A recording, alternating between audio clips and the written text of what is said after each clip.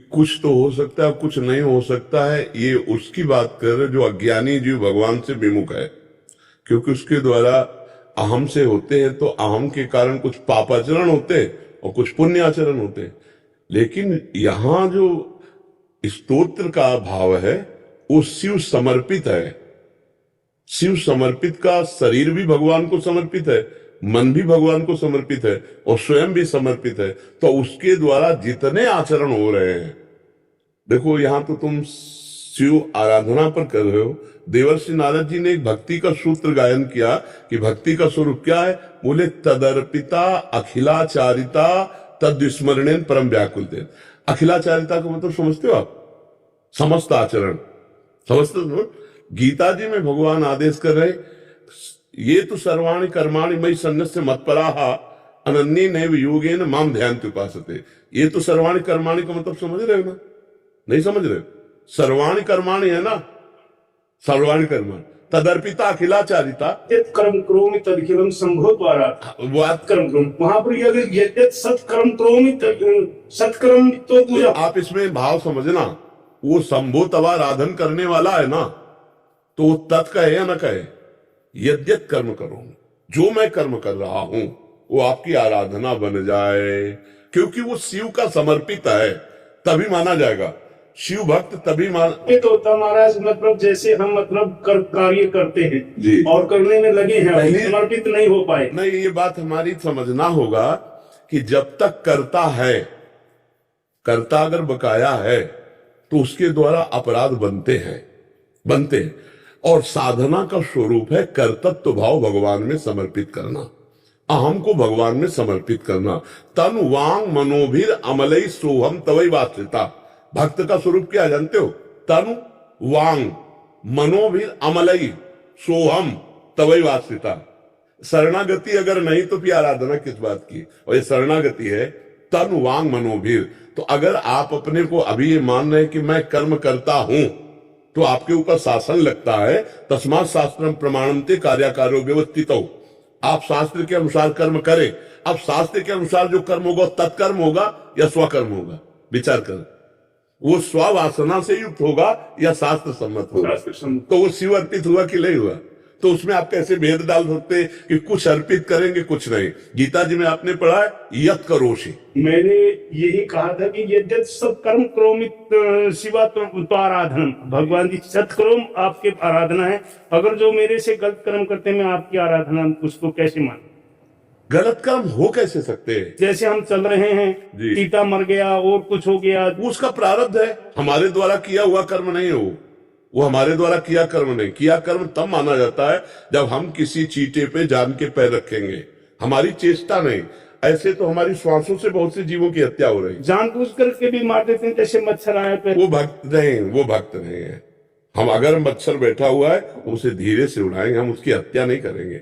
अब जानबूझकर भी अगर हत्या होती है तो मन वचन कर्म से हम भगवान की शरण में हैं, और भगवान उन अपराधों का क्षमापन, पापोहम पाप कर्मा हम श्लोक आदि के नहीं क्षमापन के, तो वो क्षमापन के भी श्लोक तो कहे जाते हैं।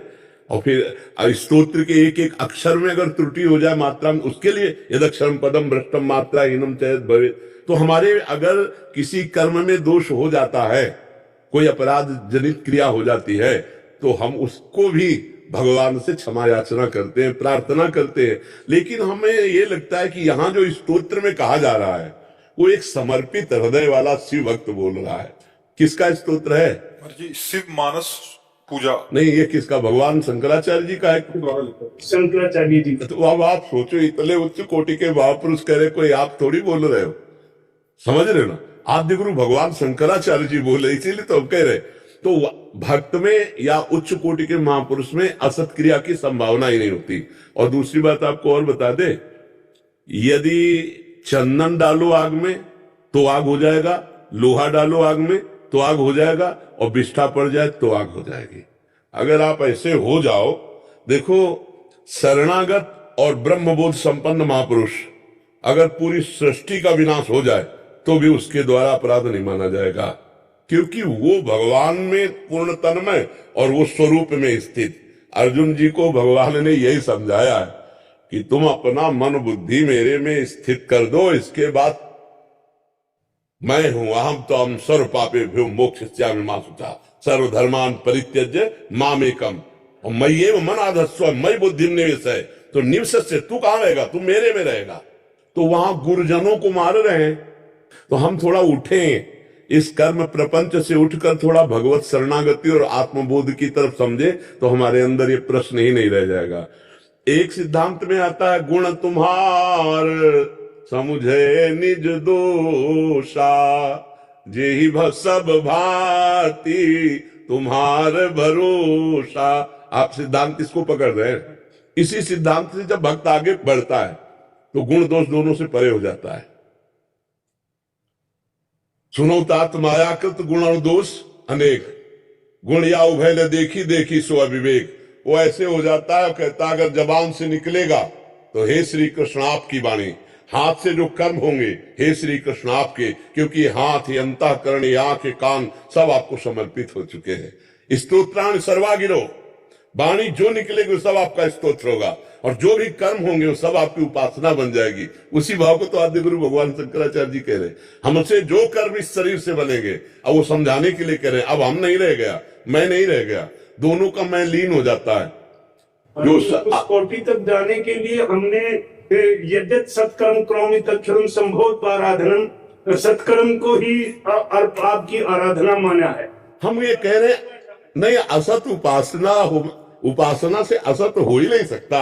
जैसे सूर्य प्रकाशित हो गए तो अंधकार की चर्चा ही नहीं है। आप असत की सत्ता क्यों पकड़े हुए हैं? ना सतो विद्यते भाव ना भाव विद्यते सत्ता, आप क्यों पकड़े हुए? बात तो यही है ना। हमारी बात जो बार बार हम आपको समझा रहे हैं, जिसकी सत्ता नहीं उसको इतना जोर से क्यों पकड़े? उसकी सत्ता है क्या? ना सतो विद्यते भाव।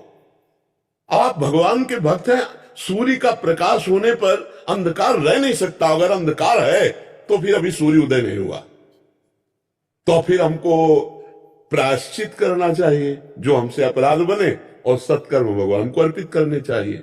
पर ये उच्च कोटि के महापुरुष की स्थिति जहां तवार्चनम है, वो भगवान शंकराचार्य जी बोल रहे, आप अपनी स्थिति से उस बात को नहीं समझ पा रहे। जो पूरा जो श्लोक है ना, उसमें शरणागति का बहुत सुंदर वर्णन है। एक दो लाइन है वाली, वो कह रहे हैं, हे शंभो आप मेरी आत्मा है, माँ भवानी मेरी बुद्धि है, मेरी इंद्रियां आपके गण हैं, एवं मेरा शरीर आपका ग्रह है। संपूर्ण विषय भोग की रचना आपकी ही पूजा है। मेरी निद्रा की स्थिति समाधि स्थिति है, मेरा चलना आपकी परिक्रमा है, मेरे शब्द आपके स्रोत हैं। वास्तव में मैं जो भी करता हूँ वो सब आपकी आराधना है। बिल्कुल, बहुत उच्च कोटि की स्थिति है तो आदि गुरु भगवान शंकराचार्य जी।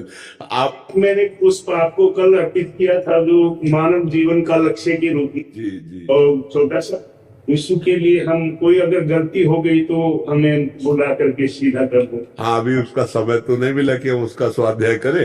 एक बार उसे देखेंगे फिर आपकी चर्चा करें उसमें आप हाँ, और पहली बात तो आप ये समझ लीजिए कि आप ये जो कर्ता बने हुए हैं, इसको थोड़ा मिटाने की कोशिश कीजिए।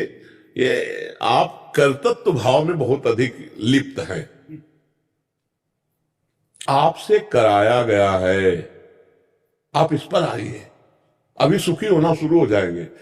आप कोई व्याख्या नहीं कर सकते, आप कोई किसी भी ग्रंथ को प्रकाशित नहीं कर सकते, आपसे कराया गया है।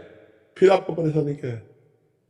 समस्या जब हम कर्ता होते हैं तो उसमें प्रशंसा या दोष, ये दोनों बातें। और जब हमसे कराया गया है तो हम दहाड़ के बोलते हैं, बोले ये गलत है, वो आप देख लो गलत है, मुझसे कहला दिया गया, आप देख लेना, किसी भी शास्त्र में देख और ढूंढ लेना, कहीं ना कहीं आपको मिल जाएगा।